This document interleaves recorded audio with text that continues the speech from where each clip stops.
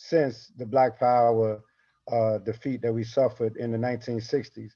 Today, we're going to try to bring into light some of the things that's happening right now with the resistance, the rebellions, the police murders, and to show that it's not something new.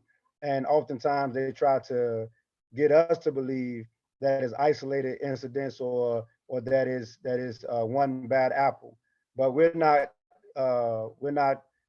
gonna subscribe to that. We have our own narrative thanks to Chairman Omali Yeshitela and African internationalism that the chairman developed. And so we're gonna discuss putting all these things into context and what that means in terms of us moving forward. And we know that this is a very short webinar. It's a very timely webinar, and we're going to really lay out what it is that's happening to us as African people and how do we move forward. And to start off, we're going to bring on the Southern Regional's very own Timber Shabanda, who is the regional agriprop uh, director right here. And so he's going to lay out some of the things that's going on from St. Pete and begin to really give this webinar is context. And so tune in. I hope you enjoy, and we want you to join the APSP. Help us reach our goals. If you can't join, donate because we really want to take power and govern ourselves. And so that's what we are, and that's who we are, and what we're fighting to accomplish. So without further ado, I want to bring in Comrade Temba Shabanda. Uhuru. Uhuru, Uhuru, Comrade Kobina. I really want to express appreciation for this webinar and also the opportunity to be a part of this this wonderful organization, the African People's Socialist Party, and to represent the Southern region as the agriprop director of our region. So I just really want to salute. I want to really salute the party, and I want to salute everyone who is out there watching. I want to thank everyone for watching. As Kobina Bentashenko said, that I am the director of agitation and propaganda here in the Southern region. My responsibility is to build the Southern region with creative forces who are, armed with African internationalism to go out there and propagandize the world and win our freedom, get people to realize the ideas of liberation and the future, to see the future of Black people having our own and doing our own thing and being self-determination. So that's the responsibility of the agriprop. And so we want to make sure that happens. We're also responsible for the Burning Spear newspaper, distributing all the ideas. We have Black Power 96 radio station here in St. Petersburg, 96.3 FM. You can tune in. You can go download the app. It's on the app stores, Google Play, and also your Apple. But we have so much going on in the Southern region, and we have a strategy, and we don't just have things going on just to have things going on. We have things going on to win our freedom, to win our liberation. So here in the Southern region in St. Pete, to be more exact, St.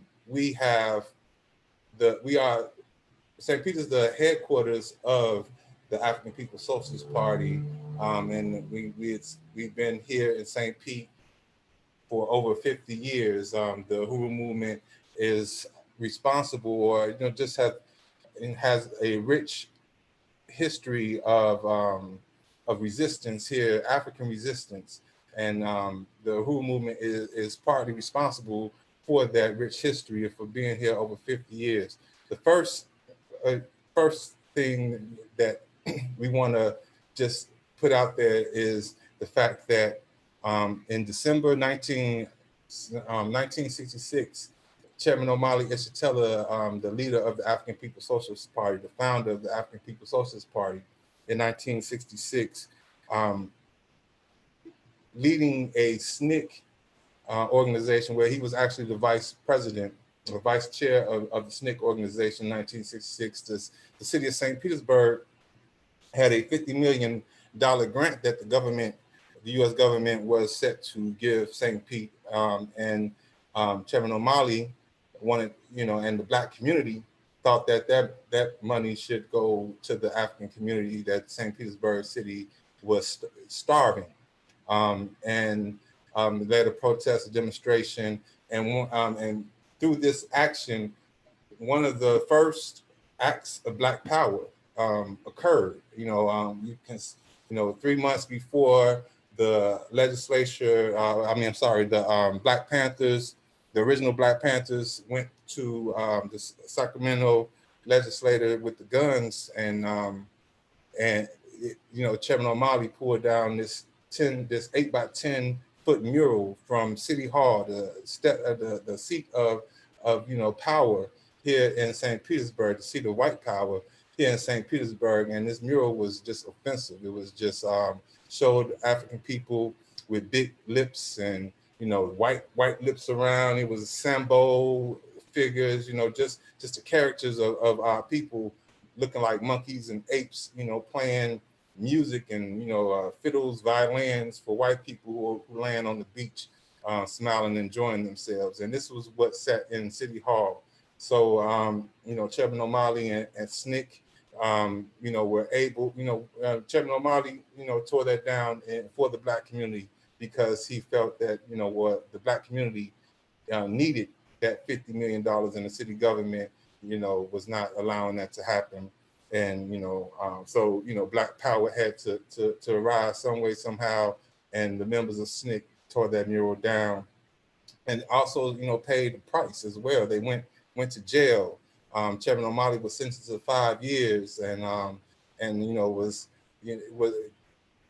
in and out of jail, doing, for the trials and different things like that. So, and other members of SNCC and that was there, really, some of them didn't recover from that. They paid a price, with through the community, through the state, and things like that. And this was, like I said, this was the early time of, Black Power. No one was really talking Black Power.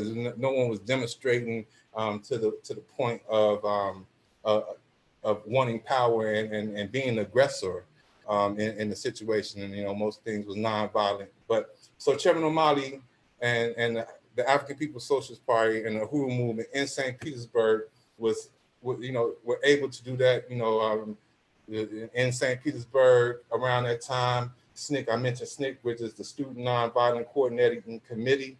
They were here in St. Petersburg. They were the first membership organization of SNCC in St. Petersburg. SNCC wasn't a membership-based type of organization, but here in St. Petersburg with the budding Uhuru movement coming, it turned into a membership-based organization where it took in members and had dues and all that type of stuff, and really made it very dynamic here in St. Petersburg. Not so we've been here in the trenches for over 50 years. The city of St. Pete is a different type of character of resistance here in St. Pete. You can see it. You go flash forward to 1996 when the Battle of St. Pete arrived. I have a video that I will be playing as well. But flash forward to 1996 when the police murdered young 18-year-old Tyron Lewis, and in front of 100 people. It was a regular old traffic stop. You know how it go, a traffic stop. Then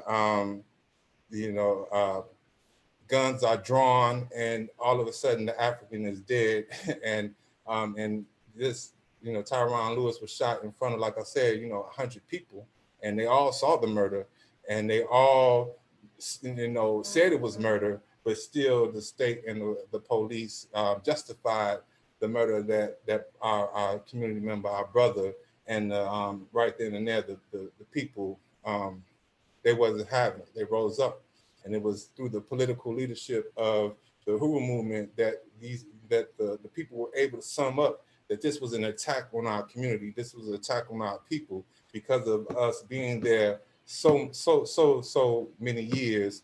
And so this is just a video of what happened. You know, it's a real short video, but just it'll put it in a little bit of context of how serious the Uhuru movement is, you know, around the world, and especially here in St. Pete. You know, you will see what goes on and how we organize. So I'm going to share my screen quickly, and then we're going to start up the video.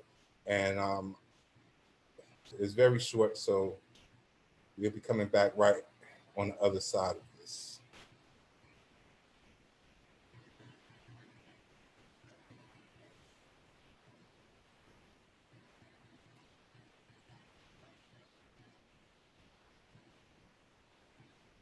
I want to be free. I want you to be free.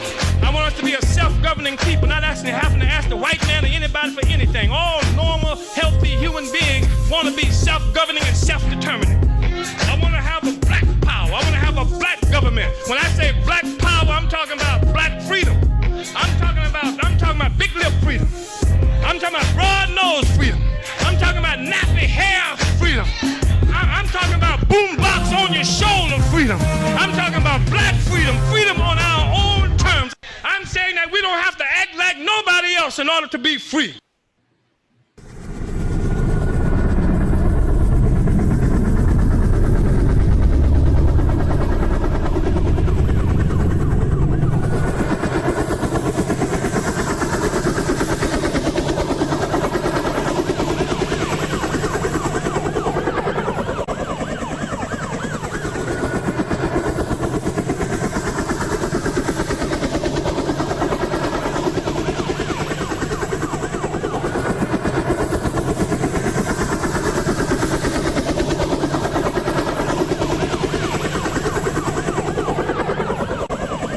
The people rose up and met us with a fierce resistance. You understand? You know what I'm saying? Met us with a fierce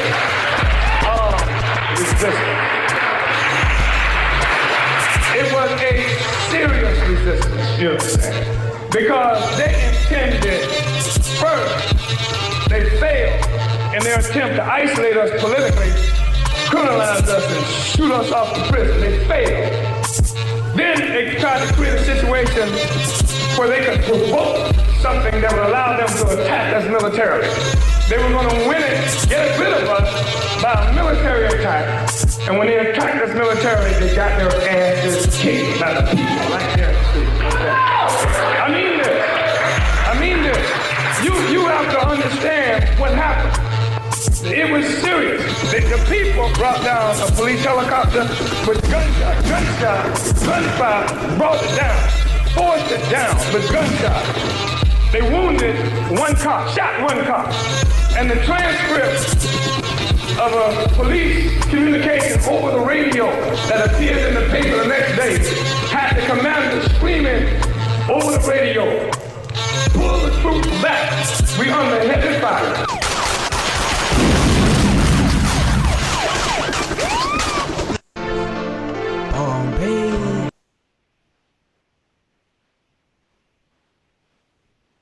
So that was in 1996, Tyron Lewis was murdered by the St. Petersburg Police Department, and the community rose up because they realized that it was an unjust, business as usual as far as the colonial police is concerned. And the people rose up, and then that wasn't the only uprising that occurred. After that, the police, a couple of weeks later, were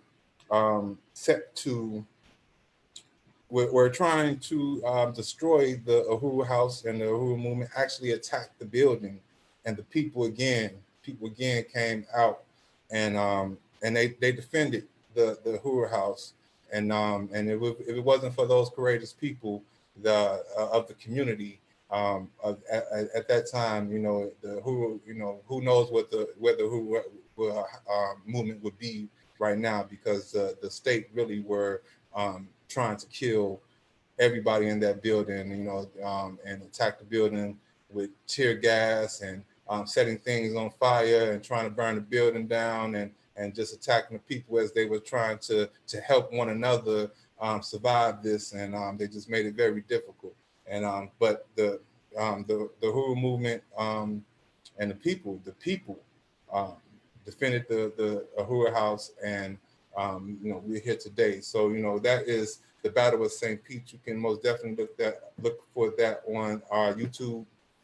It's called the Battle of St. Pete. Go to YouTube and you can find that, and really delve into how serious this was. And we're talking about the violence that is occurring in the South because of the police, the police, the state, the government, and we talk about Ahmaud Arbery, who was killed by just regular white people, because he was jogging.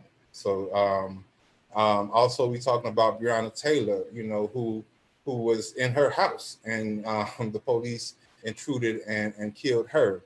We're also talking about Rashad Brooks, who was in a fast food restaurant parking lot sleep, and he ended up being killed. And it's no coincidence why these things are happening. The same thing is happening in St. Pete, and I'm quite sure the same thing is happening wherever you are in the world. If you're African, if you're African person, this is what we end up having to submit to and put ourselves through all the time, because of the lack of power that we have in our life.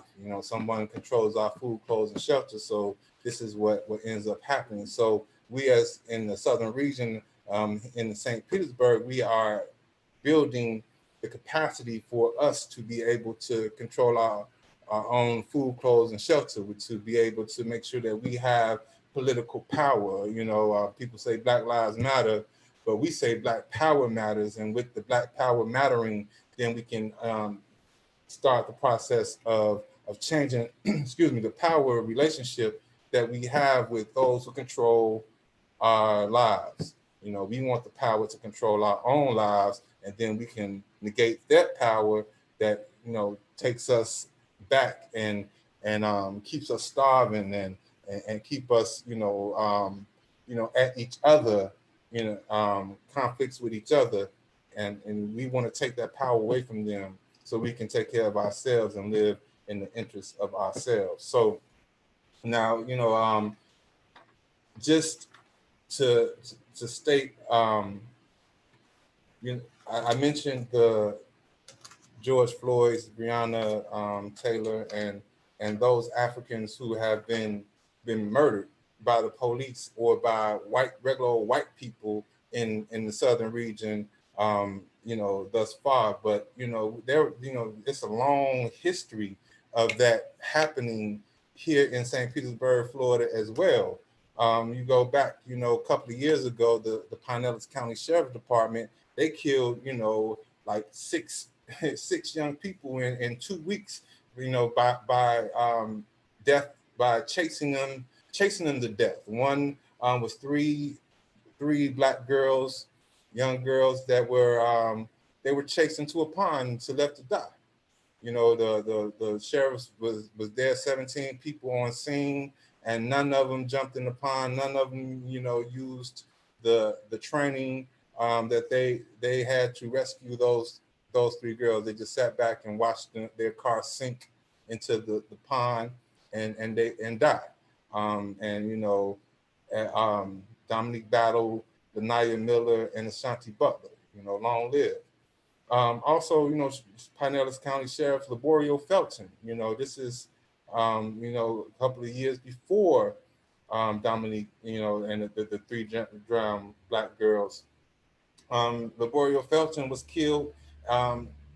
He was running from the police. The police, sicked the dog on him in the pond. You know, he hid in the pond. The police let the dogs loose on him, and the dog was, you know, eating him up, and the dog, and he hit the dog, and the police, you know, hit him upside the head and killed him.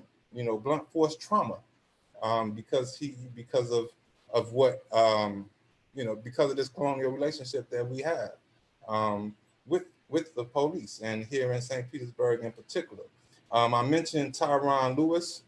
You know, Tyron Lewis was murdered by the St. Petersburg police in 1996. You have Javon Dawson, who was killed in 2008 by the St. Petersburg police, and he was at a graduation party, and the police was called, and he ended up losing his life because he was at a graduation party, and the police was called, and you know, they ended his life. We have I'm sorry. Yeah, so you know, it's just, we have so many people. Just recently this year, the Pinellas County Sheriffs killed Marquise Golden, and you know, that into some controversy as well. And even a few years back, just regular white people killing Marquise McLaughlin, Stand Your Ground case that was in Clearwater, and that's near St. Petersburg, and we were there also on the ground organizing for that as well. So this is a condition that is facing us, and we have to organize. And as the Southern Region, we have to concentrate our resources, concentrate our human and material resources together to combat these attacks on our community.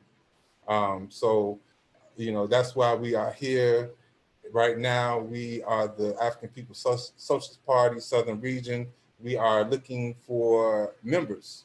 We are looking for those people who want to change this world, who want to fight for a better existence, a better future, where our children don't have to worry about you know, their future, worry about being killed, or worried about being hungry, or worry about not having a job, or worry about being taught how to go to jail through the prison, you know, the preschool to prison pipeline and things like that. We want you. We want you to be a part of this organization, using your creativity, your skills to build the future for African people. You know, right now, specifically in the South, you know, we want to corral all you into this organization that are part of the Southern Region. And we want, me in particular, as the leadership of Agitprop in the region, I want to build Agitprop. I want you to play a role in shaping and forming and distributing the ideas of African internationalism, of the worldwide revolution of freedom for African people. I want you to be a part of that process. So if you can draw, you got graphic design skills, you make videos, you can do audio, video, whatever it is that you have. And if you can't do any of that and you still are interested in joining the African People's Socialist Party, this is a recruitment webinar. We have goals. We want to get you here. We want to get you on board. We want to get you trained, and we want to get you started on the mission of serving the people, serving African people, and getting us free. So so you can go to African People's Socialist Party or APSP or Uhuru.org, and you can join, fill out the 123 contact form, and you can join. You can become a member, and you can do something great. You can. I mean, I've been a part of the party for now 5 years, and it's just been an absolute, wonderful experience. And I've never learned so much, and I've never been so powerful. You know, I never been so confident in my ability to lead. You know, so I wish this feeling on every African out there, because we end up being so demoralized and things like that, and not being able to, you know, see, you know, fruits of our ability to build. So I just again want to encourage everyone to come to, you know, join the African People's Socialist Party, donate to the African People's Socialist Party, and anything that, you know, anything that comes up, you know, in society, in our lives as African people, we can be ready. We can be ready not just to defend ourselves, but we can be ready to go on the offensive as well. You know, we can start working for our, you know, our selfish goals and aspirations of building our people to the proper stature that was robbed from us at gunpoint over 600 years ago. So again, I appreciate everyone for listening, and my time is running down, and I just want to go ahead and hand it over. Thank you for tuning in, and again, the website is African or APSP.org, APSP.org. Please join the African People's Socialist Party, Uhuru. Uhuru, Timba, thank you for that presentation. As Timba laid out, St. Petersburg, Florida is just one area in the South where we are located. So no matter where you're located at, you should join the African People's Socialist Party. And just one more time, the website was apspahuru.org. And next, we're going to be returning to our Southern Regional Representative, Kobina Bantu Shango.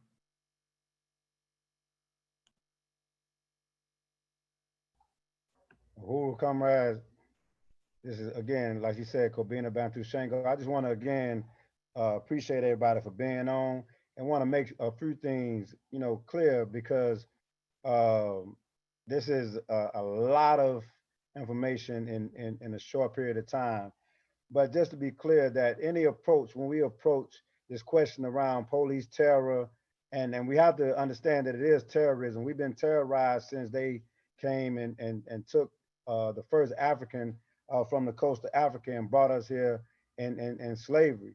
And the indigenous people been under this terrorist and colonial attack since they came here and committed mass genocide. So, you know, we have to be able to develop our own worldview, because I can tell you that the worldview of the slave is a lot different than the worldview of the slave master. The slave master would tell you that you enjoyed slavery and it benefited you, so your history started with slavery. But the slaves themselves will say that that you know we didn't enjoy slavery and this shit is terror, and we've been terrorized, and we experienced this terror under this colonial oppression on every day. And Chairman O'Malley Isatella, who is my leader, our leader, the chairman of the African People's Socialist Party and the African Socialist International, has developed a theory that helps sum up the world, you know, from the point of view of the slave, the African working class. And just to lay that out real briefly before we get into the presentation, you know, African internationalism is the revolutionary, scientific, and materialist worldview and theory of the African working class. And this falsifiable theory recognizes that European wealth and African impoverishment occurred as a result of the European attack on Africa, the division of Africa, African slavery, and the dispersal, colonialism, and neocolonialism.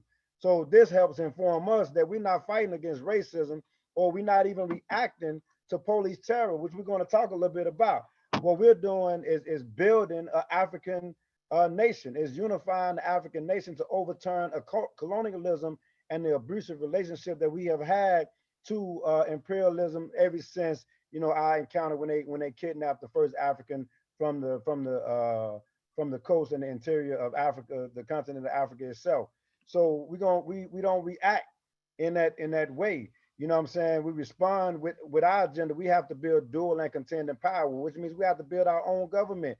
We have to take the power to get control and access of our own resources. And who gives us the authority and power to do that? We do. Just like they gave themselves the power and authority to come and kidnap you and bring you here and make it a law for you not to want to be a slave. So we're going to talk a little bit about that. But I just wanted to really lay out, you know, African internationalism, because African internationalism, it teaches us that the key to the actions to white people in the system is the fact that they have lived on the pedestal of the oppression of most of the world since the advent of capitalism. So we don't fight racism. We fight to overturn capitalism. And we want you to be a part of this fight and stop, you know, stop just chasing, you know, our tails with trying to react and being reactionary every time that something happens, you know, is when we want to do something. But we know that we have to continue the resistance and continue to forward the Black Power revolution of the 60s. So we want you to be a part of this process and overturn colonialism once and for all, so we can guarantee that there's not going to be another African life lost in this way. So like Comrade Timber said, join the APSP at apspuhu.org.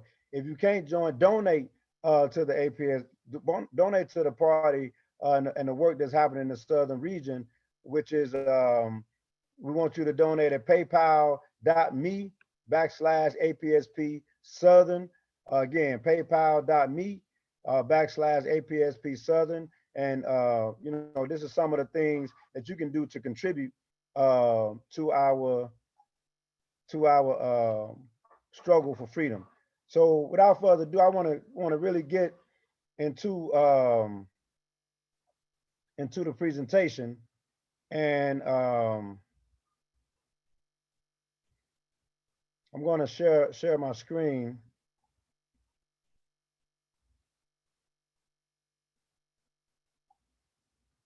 Okay, can you? Yeah, I'm going to share my screen, and hope that y'all can see this. We're just going to go through some things about the Southern, put this thing into context, and say, you know, what we really fighting against, so nobody can say there's a bad apple over here or bad apple over there, or if we do this, you know what I'm saying, we have to overturn the whole system, you know. So that's what we're gonna be discussing right now. But like I said, we are the vanguard party of the African working class, and we're the vanguard party of the African working class, the African People's Socialist Party, and we follow the theory of African internationalism. So, and we want to win the best sons and daughters to the APSP right here in the Southern region. And the Southern region consists of North Carolina, South Carolina, Georgia, Florida, Alabama, Tennessee, Kentucky, Mississippi, Louisiana, Oklahoma, Arkansas, Texas. And you have to know and be clear that there was never a time that we did not resist, which we're going to talk a little bit about against this colonial system. And we have to, as the chairman say, build the party in all regions, because the organization is key. Malcolm X said it best. Organization is key. And we fighting against the organized terror, and we have to be able to organize ourselves, not to just react and respond to the terror that we experience, but we have to not only respond to the terror that we experience, but we have to also respond in a way that's going to build dual and contending power and get them out the way.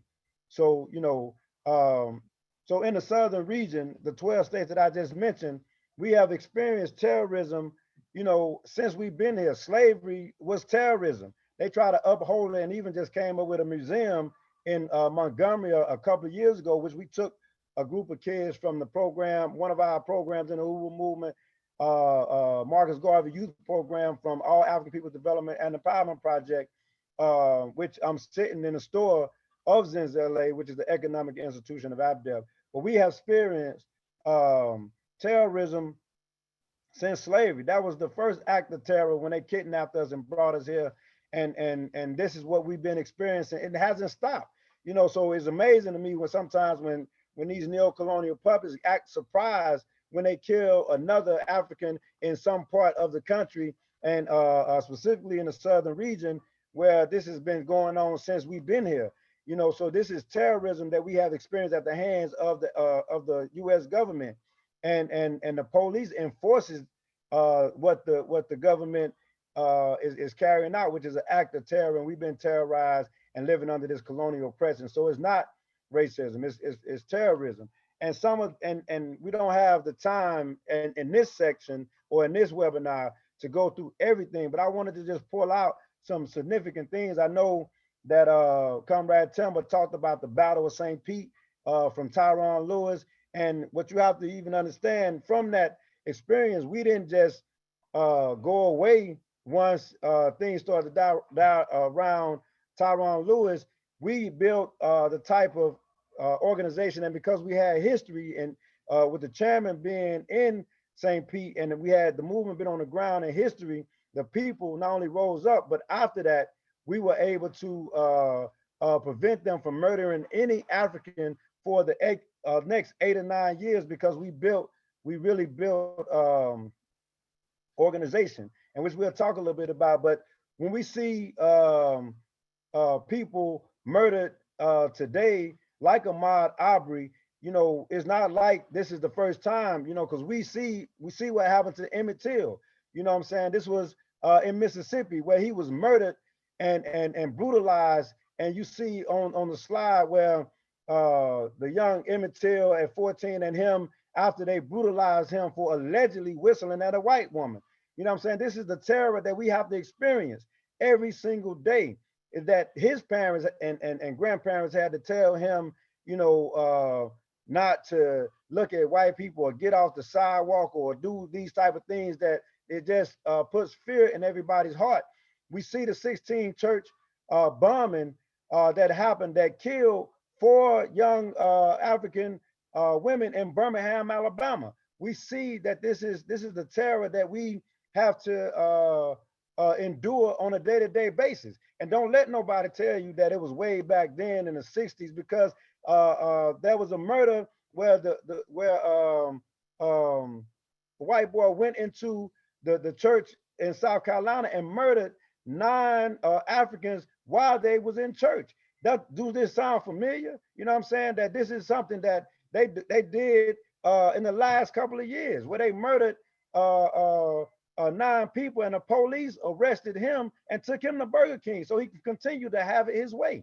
You know what I'm saying? This is what we experience on a day-to-day basis, and it don't have to just be the police or the Klan, just regular ordinary white vigilantes murdered Mustafa Barfield right here in Huntsville, Alabama in 2016. This was a 16-year-old African child that was walking to school, and a bread delivery driver decided to gun him down, then chased him, and then stopped shooting at him until he ran out of bullets, killed him right then. And they tried, and that was Jonathan Scott that murdered Mustafa Barfield, and we was on the ground organizing and fighting to make sure that they just couldn't sweep that under the rug.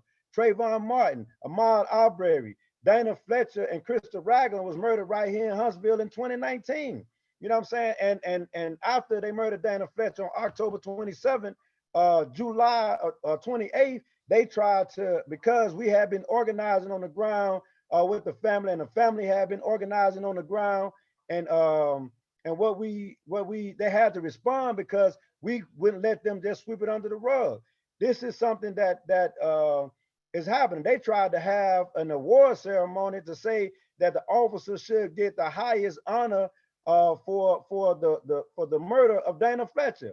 And once the people got wind of it, there was an uproar, but they had to cancel that, because they cannot sit there and murder that man and then give him an awards while we sitting right here. And then you have Krista Ragland, a sister who served in the military, was in her house right here in Huntsville in March of 2019, and the police murdered her right there in her house. This is the terror that we have to experience every day, and the fear of what might happen just from us walking out our door, the tension and the fear that we have to have. So when they say the police fearing their life, it should be the other way around. They ain't got no reason to fear their life. We fear in our life because they are armed to the teeth. They armed to the teeth. Even when we coming outside in our pajamas, they armed to the teeth. Even when we laying in our bed, they come in our house, armed to the teeth. They killed a woman in 92-year-old woman in Atlanta, Georgia, a few years ago, where she was sleeping in her apartment. They busted in her apartment with a no-knock warrant in Atlanta, Georgia, and murdered that 92-year-old woman in her own home. This is what we're experiencing. This is the lynchings that continue to happen by regular white vigilantes. I grew up in Chattanooga, Tennessee. I remember at 5 years old living in the projects, East Lake Courts. East Lake Courts is where I was living at the time, where we would see the police arrest all the men, and then the Klan would come out there the next day and burn crosses right there in the projects, putting terror in front of in everybody, on everybody, making everybody feel a state of fear. You know what I'm saying? Because this is, and they were protected by the police. The police never came to them and disbanded them or anything like that. But I experienced that in my lifetime. You know what I'm saying? And this is what began to inform me at 5 that something was wrong. And I knew it wasn't us, you know what I'm saying, that they was terrorizing us. And I didn't understand that at 5. All I understood was they was terrorists, and they was terrorizing my community. And the look in my mama's eyes and the look in my little sister's eyes with a fear that I wouldn't be able to protect them. This is what I have to deal with at 5 years old. You know what I'm saying? So this is something that we are experiencing on a consistent basis. And just to say that, we have to really sum up that this form of terror didn't end with slavery. This form of terror is not something that just the police is doing. Is the whole colonial system that we under. So even when they ended slavery, they started convict leasing in America from 1866. Now slavery is supposed to end in 1865. 1866, they got convict leasing. And convict leasing is when a prison, they would arrest you and you can be in prison and lease you out. And they said that now they don't even have the responsibility to try to feed you or anything like that, because they had a motto that said, if one dies, go get another. This is what convict leasing did, and all the way up into 1928. So this is not new terror. These are pictures from real convict leasing right here in Alabama. You know what I'm saying? So this is what was going on all throughout the South, that terrorized African people and said, don't fuck with that white man. Don't fuck with this system. So you have, the only way that you can survive in this system is that you become an Uncle Tom. You become a neo-colonial puppet. You become white power in blackface. But Africans,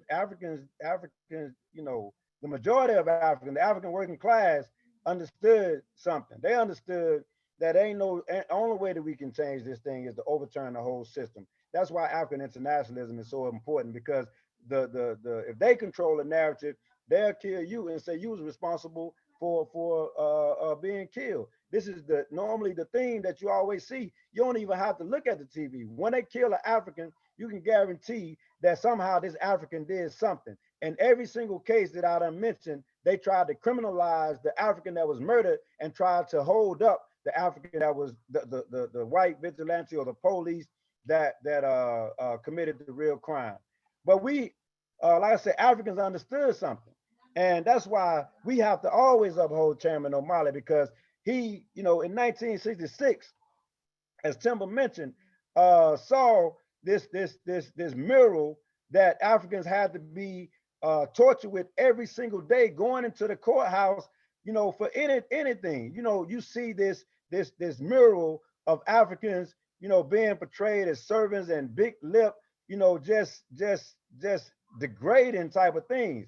And it was our chairman that was courageous enough to go in there and didn't have to ask. He took the power. And that's what we build in power. That's why we're not fighting against racism. We're fighting to get power, black power in our lifetime. He didn't have to go and ask the mayor, can we take this down? You know what I'm saying? He's saying this shit is despicable, and we're not going to allow them to degrade us anymore. And he took the power and the courage and went and took it down himself. That's power. That's the type of organization that we building. So we not Johnny come lately. We didn't get here in 2020, after the murder of George Floyd. We want to get justice for George Floyd, but we want to get justice for the African community and overturn this colonial system and relationship that we have to African people. So we resisted every step of the way. And again, I can't do justice in the time that I have to everything that has happened, but I want to put it in proper context so we can see that this is one narrative. We have always resisted. We even when people talk about voting, and the Black Power struggle, that was the Lowndes County Freedom Organization that was organized right here in Lowndes County, Alabama, is where the original Black Panther Party came from, where the image of the Black Panther came from, and it was to defeat and slaughter the Black Rooster. And what did they do when we started organizing in that way to say we had to have our own political party? We had to have our own political party, and we had to be able to have block voting and type of things where we can work in the best interest of our own community. And they started creating stuff like gerrymandering to redivide the districts, which they still do to this day. So don't think that it's something that started in 2020 or 1974 when I was born. This is something that's been going on, and we have had the chairman on the ground throughout this struggle. So we have organization that you can be a part of and forward this revolution. So I just had a couple of pictures up here from Lowndes County Freedom Organization. Robert Williams, who stood tall, who was actually a member of the NAACP, but he stood differently because he said that we need to arm ourselves and get justice.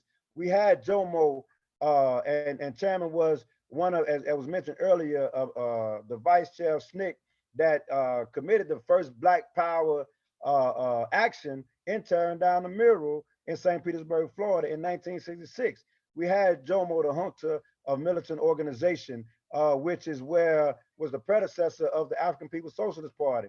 And I'm gonna speed through this. I know my time is running. So, but we had Jomo, and we're gonna have to do a conference that can give more justice to the resistance throughout the southern region.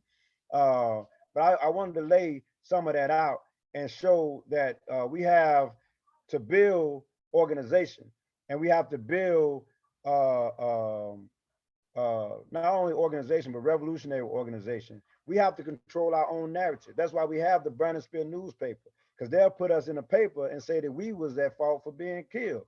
You know what I'm saying? They say there's something wrong with our community. I just read an article today, and they just show how this was that some white man was the superhero going into the African community right here in Huntsville to save some African lady who had mental issues. That's how the article was written. You know what I'm saying? And we have to say that we know that that's BS, that's propaganda. So we have to have the Burn and Spill. You have to get the Burn and Spill. Go to theburnandspill.com and get your copy of Burn and Spill. And we have to have a culture where we selling the Burn and Spill. If you're a journalist, if you're a photographer, if you're a graphic designer, become a member of the Burn and Spill newspaper. Get you a copy of the Burn and Spill newspaper. Become a sponsor a prisoner for the Burn and Spill newspaper.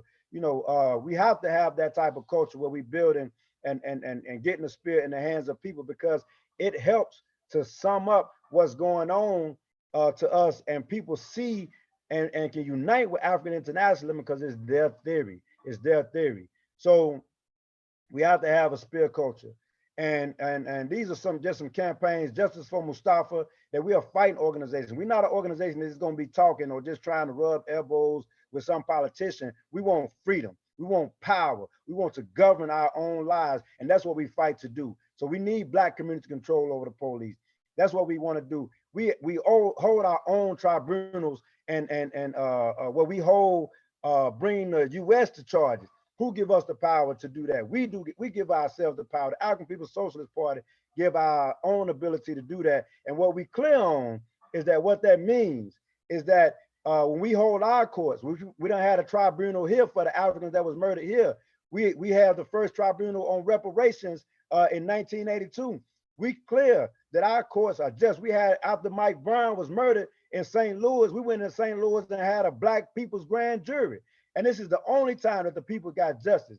Now it just tells us that we got to build a capacity that when we give them when the verdict comes back from the people, that we have the power to go get them and make them serve the sentence that the verdict came out of the tribunal or the jury mandated. So this is what we have to do. This is some things that we have to do.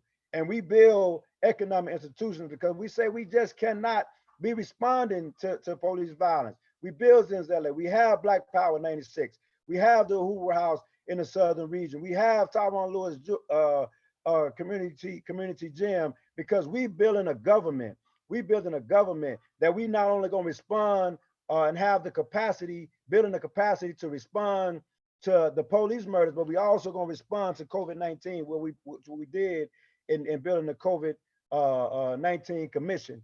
We're gonna have to be able to have how do we be able to feed the people? That's why we have community gardens. When most people go and the cameras leave and they leave the people abandoned, we stay on the ground, just like Chairman O'Malley stayed on the ground after the Black Power revolution was defeated in the 60s. And we here on the ground every day to make sure that we're going to continue the Black Power revolution of the 60s. Join the revolution.